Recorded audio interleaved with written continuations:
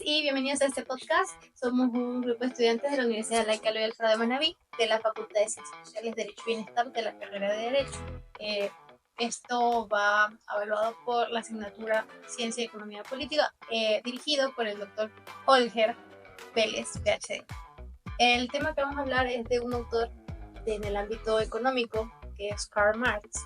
Él era un comunista que daba fuertes críticas hacia el capitalismo, y vamos a abarcar acerca mucho sobre él, de su vida, su ideología, historia, obras, entre otras cosas que espero que sea de su agrado y entendimiento. Bueno, compañero Raúl, ¿qué nos puede plantear acerca del mismo? Como usted dijo, también es un poco importante, muy importante conocer la biografía de este señor.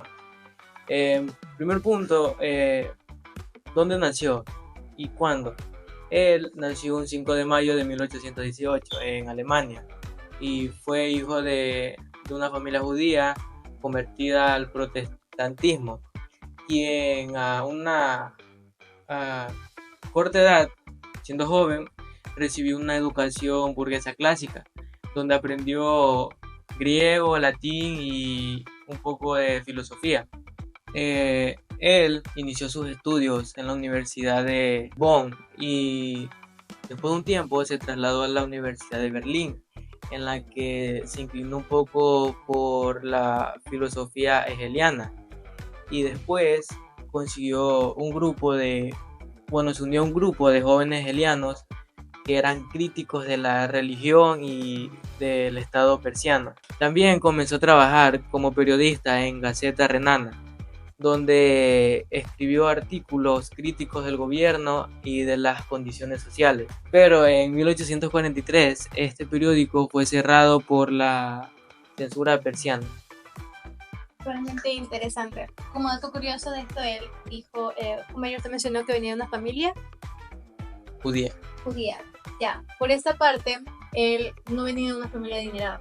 La educación de la parte de la burguesía, él logró obtener este tipo de educación, se formó para poder ser un gran economista y tener estas ideologías que ya vamos a seguir abarcando y viendo de la misma. Bueno, compañero, ¿usted qué nos puede decir respecto de Sí, claro, compañera. A ver, hablemos de las contribuciones principales de esta persona en la economía. Una de esas es la teoría del valor de trabajo. Marx plantea que el valor de una mercancía se determina dependiendo del esfuerzo que hay detrás de necesario para producirla. Uno de estos ejemplos podría ser si dos fabricantes invierten diferentes tiempos en hacer una silla. Obviamente la silla que requirió más tiempo va a tener mucho más valor. Bueno, para respaldar el criterio de la compañera, de esto se trata la teoría del valor, de el mayor valor que tiene la fabricación de un producto. ¿Es así? ¿Verdad? Sobre el tiempo, el esfuerzo que ha hecho el trabajador al crear ese producto en el trabajo de una empresa, etc. De esto se trata. Y esto viene aparte, como ya mencioné, el pensamiento comunista, porque él estaba tirándole fuertes críticas al capitalismo, porque esto es lo que hacía el capitalismo, hacía una opresión a sus trabajadores y no eran contribuidos como realmente lo estaba, como mencionó mi compañera, y reflejando también lo que mencionó mi segunda compañera. Esto, el valor agregado que le daba por el producto, dependía mucho del tiempo que se realizaba y demoraba en hacer el producto, como mencionó el ejemplo de las cosillas, el tiempo que tardaba cada masilla, obviamente el precio iba aumentando. Bueno, entonces, ¿qué otra cosa también nos puede decir, compañero? Bueno, compañera, voy a hablar sobre las obras importantes. Hubieron unas de estas obras que fue la ideología alemana, que esto fue en 1845. También hubo lo que es el manifiesto comunista, que esto fue en 1848. Ya, estas dos de aquí estuvieron abarcadas con el French English. También hubo uno que fue el más destacado para Marx, que este de aquí fue Das Kapital, que bueno, este de aquí básicamente se basaba en el capitalismo entre la economía lo que era lo político y así. Como otro dato importante también, aparte de lo que es el compañero, que creo que hasta ahorita se están tocando puntos que son interesantes y que estamos explicando de a poco. También me gustaría hablar, para antes de darle pauta, otro tema también que considero muy importante y relevante, es acerca de la Revolución Francesa, que se dio en 1917. A pesar de que Marx había fallecido en 1833, su ideología permaneció para lo que se formó, que era la Revolución Rusa. ¿Por qué? Porque la Revolución de Rusia estaba en contra de los opresores y los oprimidos. Los opresores, que bien podríamos estar poniendo de ejemplo, que serían los empresariales, y los oprimidos, que serían los trabajadores, ¿no? Como ya venimos hablando sobre la teoría del valor y todo esto, porque recordemos que eso es lo que quería criticar Marx, el capitalismo, sus opresiones, lo que hacían, que oprimían demasiado a los trabajadores, ¿no? Denigrar el esfuerzo del trabajo que hacían constantemente. Exactamente. Y Marx pensaba que antes, cuando todavía estaba en vida, pensaba que antes de que pasara esto de Rusia, tenía que saltar directamente al socialismo y no pasar al comunismo, pero lastimosamente antes de la Revolución Rusa, él saltó al socialismo. Pero bueno, esto pasando el tiempo, pues logró una revolución y hubo modelos comunistas a partir del siglo XX. Por otro lado, también la abolición de propiedad privada, que se nacionalizó de todo por el URSS, que era esto, la relación de la nacionalidad privada, que esto es lo que nos quiso dejar esta gran revolución. Por otro lado, también de los modelos comunistas, como dije, también habían lo que era China, entre otros países. Y bueno, y abarcando de esto, ¿qué más me podría comentar, compañera? ¿Qué va con esto de la misma?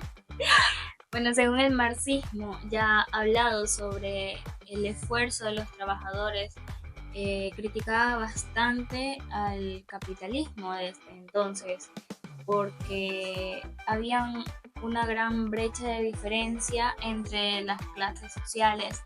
Y lo que quería Marx es que todos seamos iguales, que todos tengamos el mismo estatus, tengamos la misma igualdad en todos los ámbitos. Entonces, en este entonces se daba bastante lo que era el trabajo intensivo de las personas, la explotación del trabajo en este entonces, como ya antes dicho, ¿no? Los burgueses hacían que el proletariado trabajara mucho y el salario de ellos solo abarcaba para sustentar las cosas del día a día o de la familia, más no para más grandes cosas, ya que pues teniendo un trabajo de valor esfuerzo sería que se le pagara muy bien, pero cosa que no es algo que no pasaba, ya que pues estos capitalistas se quedaban con la mayor parte del salario de ellos y no era bien remunerado el esfuerzo de ellos en el trabajo. Y para mencionar aparte eso, como yo mencioné del URSS, eso es lo que buscaba, pues nacionalizar y quitarle el poder que tenía el ámbito político de alto valor, que conviene ser los burgueses.